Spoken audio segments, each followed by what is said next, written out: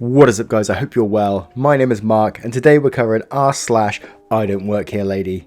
If you're new here, please consider hitting that like, that subscribe button and maybe that notification bell if you like the content, of course. And as always, support the artists because without them we wouldn't have any music on this channel. And with that being said, let's get into today's stories. Much love, guys. Our first story is from Marshmallow. She said, "Get the hell out." This happened here, somewhere in the southeast parts of Asia. My best friend is a franchiser of a really popular coffee shop. You know, the one with the green logo. Just a little background. My best friend is the youngest daughter of a successful group of companies, but she grew up in a simple neighbourhood with her aunts because her dad wanted her to know what the life that he grew up in was like. We met each other at a local park and we've become best friends. She stayed humble and simple throughout the years I've been friends with her, even when we went back to the luxurious life that her parents wanted her to have. We met when we were 5 and now we're 23. Our bond is stronger than ever. Back to the present. I always stayed at her shop almost every day because, duh, free coffee, unlimited too. So the baristas and staff basically know me as friends, just as how they treat best friends like a friend. The morning are always the busiest times, and whenever she and the staff are having a hard time, I help them out with simple chores like cleaning up the tables and washing the plates and utensils. She and her staff are always grateful, and besides, it pleases me to help. One morning, it wasn't as busy as the usual rowdy mornings at the coffee shop, but there was still a line of maybe 4 or 5 customers, most of which are the regulars that know us by our faces, but not our names. I still chose to help out. My best friend was behind the counter, organising the pastries, and I was cleaning the table when I suddenly heard an entitled voice. "Hey, clean this table up, will you?" I turned to where the voice was coming from, and behold, a Karen sitting on my best friend's cushion chair like it's hers, with her feet on the low table. I wanted to scream at her, kick her feet off, and mock her, but I can't have my best friend's reputation being tarnished, so I calmed myself down and smiled at her. While wiping the table with a cloth, I gently but loudly told her to wait a bit. When I came to where Karen is seated, I was all smiles. I say, "What can I..." and Karen cuts me off. "Took you long enough." "Oh, sorry about that, I was..." "Never mind." I clenched my jaw hard because how she interrupted me while I was talking. Biggest pet peeve, and with a sickening sarcastic voice, she spoke again. Karen said, "Would you please be a sweetie and get my order for me?" So I asked her what her order was. She said a caramel macchiato with no sugar and more ice. So I went to the counter and asked the barista if a macchiato was already done. He looked at me confused and told me that nobody ordered a macchiato. So I went back to Karen and told her that she hasn't ordered anything. yet. Karen clicked her tongue and looked at me menacingly. She said, "Are you stupid? You're supposed to make that order." I almost wanted to swing at her face. I said, "Oh mum, I'm not authorised to put any orders in the cashier because I don't work here and you have to make the orders by the counter." "Oh really? You don't work here? Why are you cleaning the tables then?" "Where is your manager? I need to report that the staff is too lazy to take orders." "But mum, I don't work here." "Oh, stop it with your lies. Where is your manager?" "Please calm down. The other customers might be disturbed." "Oh, you're reprimanding me now. Don't you know that my husband is a supervisor of best friend's group of companies? He's close to the father of the owner of the place. I can have you fired for disrespecting me." Just then, I hear the firm voice of my best friend. "What seems to be the problem, Mum?" Karen's face lights up, thinking that she was the manager. Karen explains how I was rude with declining the favour that she asked of me, and that I was being lazy. After Karen's explanation, BF put a hand on my back and told me to go to the counter for now, then asked me to tell the barista to prepare Karen's drink. Karen smiles and leans back on the chair the moment that the BF turned around, satisfied, not even reading the chilly atmosphere. Now, BF is nice, it's just that you should probably avoid being on her bad side. It's always scary when BF is angry. What's funny though, is that the regulars were onlookers know how BF gets angry. Right at that moment, they were all silent and probably feeling sorry for Karen already. I hear the barista notify BF that Karen's drink is ready, albeit with a shaky voice. BF hands the drink to Karen, and she had the gall to smirk at BF and lecture her. Karen said, "Next time, choose your staff wisely. One of them is slacking." BF said, "Who might you be talking about, Mum?" Karen looks to the side and nodded at the counter where I was leaning on. "Mum, you might have misunderstood. She doesn't work here. She's my best friend. She just helps a lot here." "Are you kidding me? Managers being friends at their jobs now." "Oh, I'm not a manager." Karen looks bewilderedly at her. The barista beside me was getting anxious because BF was talking calmly to Karen. Too calm. What are you then? She said, the owner. I smirked as I saw Karen flinch. She looked wide-eyed at BF. By the way, Mum, may I ask you what the name of your husband is? If your husband is really close to my father, don't you think I should have recognised you by now? I remember all the people that are close to my father, including their wives. So, what is the name of this husband of yours? When Karen stays silent, BF starts spitting fire. Please do yourself a favour and do not come back here, because if you do, the moment I see your face inside my shop, I will not hesitate on teaching you a lesson for humiliating my best friend, and I can and will sue you for harassment. What? She said, get the hell out. BF gives her a really sweet and professional smile and gestures towards the door.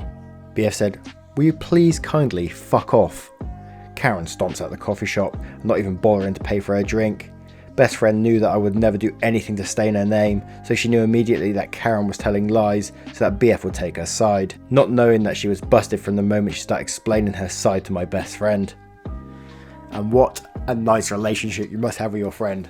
The fact that she stays humble as well, even though she's rich. You know, a lot of people get carried away and spend lots of money and become completely different people when they get money, but sounds like you got a good one there. Our next story is from Unsound M. I don't work for the complex. Your car was taken off property. Now you're being taken off property. To set the stage, I work for a shop within a much larger shopping district. Think of your basic strip mall in a heavy traffic Florida area. So a ton of people, many which don't live here, and a heavy security force to keep an eye on them. We don't employ the security directly, but as one of the store tenants, they can answer to us if there's an emergency, theft, violence, etc. Our block of shops has a loading bay behind it, which I personally rarely use for anything other than clocking in and out. Occasionally people try to park here, despite the fact there is signage specifically telling them not to do so. Our lots are often packed, and they think they can get away with it. I never complain, but the strip security will tow them in a heartbeat if they see it. The local tow company probably makes a killing from it, which is where the story starts. I'm exiting for the night, and a guy sees me walking out of one of the back doors. We'll call him Entitled Local. EL says, hey, where the fuck is my car? I said, if you can't find your car, security can check the lot for you. No, I parked it here, man. Where the fuck is it? If you parked it here, security might have towed it. You towed my car? No, but security might have. Don't pull that shit. I know you work here. I want to talk to your manager. I say, I am the manager on duty at my store, but I do not work for the district. If you want, I can... And he cuts me off. I've been coming here for years and they've never touched my car. This is unacceptable. I expect you to have it returned immediately. I said, I can't untow your car, man. At this point, he became more and more angry, swearing, insulting me, and escalating to the point of threatening to kick my ass. As luck would have it, a guard was walking by through our lot, so I waved him down. EL begins to smile, thinking he's finally escalated the problem to somebody else who can return his vehicle. Nope, let's say security guard is SG. SG says, how's it going? And then I say, hey, is this the guy you towed earlier? He's threatened to kick my ass because of it. I want him trespassed off the property. Fun fact, the strip is under a single address, with the individual shops being like apartment numbers, so if you get trespassed off from any individual shop, that means you aren't permitted on the property at all. End of the day, idiot's taken off property by a handful of security guards as he swears and spits. Not only did we do nothing about his car being towed, he was permanently banned from returning. I never understand how people using like derogatory terms and calling you an arse and all this kind of thing thinks he's going to get his car returned by doing that. Why can't people just be polite? You get far further in life by doing so. That's what I've personally found anyway. And our final story is from Walran. Lady orders me to let her out of no parking zone. I have a highly specific job that usually sends me to construction sites where somebody not knowing what I do would say, I just watch the digger load trucks. Of course, it's more complicated than this, but it's not important for the story. My company is usually hired by the owner of the site, not the company which is actually building there. Because of this, I only have to work with the workers there, but I'm not required to do something else. So on to the story. I was sent to a construction site in the city with very few parking spaces around. Because of this, the company building there had to deal with the city declare space alongside the road, used for parking to a no parking zone, to be able to store some of their stuff there, and had set up signs to make this clear. It was summer at the time and pretty hot. The operator, the digger and I were the only people on site, through lunchtime.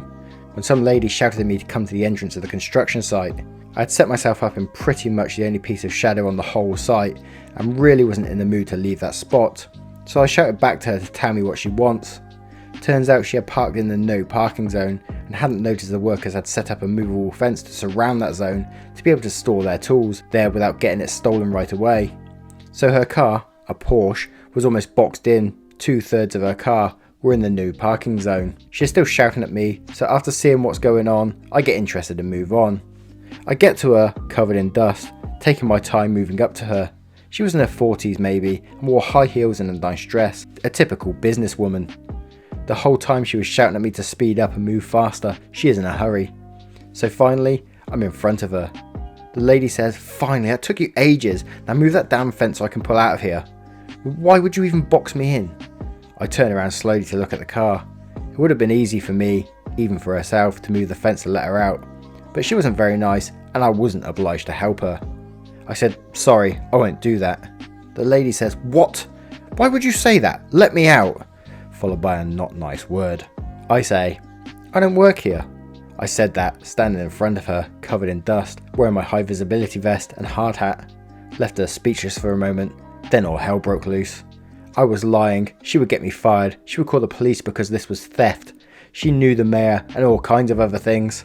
I stood there, pretty amused on the inside, just like the operator in his digger who was laughing so loud, I almost could hear him over her screeching. While it was amusing to see her go off at this point, I was a bit pissed too, because I could only imagine how this entitled brat was speaking to people she actually had power over. While she was in her tirade, 2 policemen turned the corner. She must have noticed the grin on my face because she abruptly turned round and saw the 2 approaching in their car.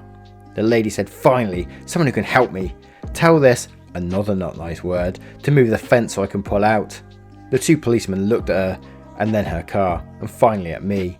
One of them walked to the vehicle and the other approached me. Police officer said, "What's going on here?" I said she ordered me to let her out of the no parking zone, but I don't work for building company's name. I pointed to the big signs where the well-known building company advertised itself and to my name tag. I wear one on my high visibility vest with my company's name on.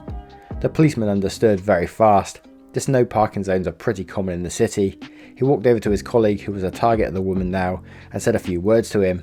He pulled out a small book and began writing a ticket. Only then it dawned on the lady that she was in trouble. She still kept shouting that she did nothing wrong because she was boxed in and wouldn't be in the no parking zone if I would finally let her pull away. The policeman then says, "He doesn't work here and you're parking in the no parking zone. Here is your ticket." He handed her the ticket and moved the fence to let her pull out. She was standing there a few seconds with the ticket in hands, speechless. Then she got in a car, giving me the stink eye, and I went off. I tipped my hard hat when the 2 policemen continued their walk and went to tell the operator of the digger what happened. Had a good laugh after all.